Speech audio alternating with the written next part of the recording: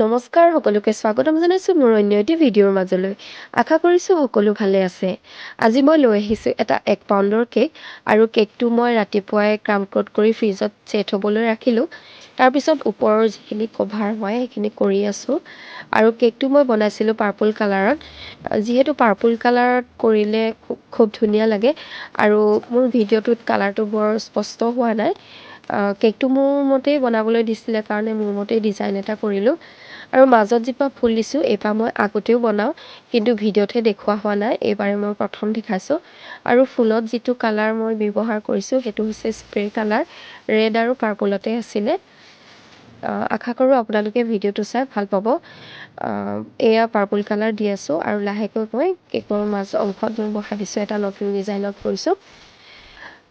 এই কেকটো যে বনাই আছোঁ, এই কেকটো যিগৰাকীৰ কাৰণে বনাইছিলোঁ সেইগৰাকীক মই দিবলৈ নাপালোঁ, কাৰণ মই ৰাতিপুৱাই কেকটো যিহেতু বনাইছিলোঁ আৰু এগৰাকীয়ে ফোন কৰিলে যে কেক এটা লাগে, গতিকে মই এই কেকটো দি দিবলগীয়া হ'ল আৰু সেই টিটলাগড়ৰ যিগৰাকীয়ে বিচাৰিছিলে তেওঁকো মই বেলেগ এটা কেক বনাই দিলোঁ। কেকটো কেনে লাগিছে জনাব আৰু কেকটো ইমান খৰখেদাকৈ দিলোঁ যে মই ভিডিঅ' কৰিবও নাপালোঁ। আজিলৈ আহোঁ, বাই বাই।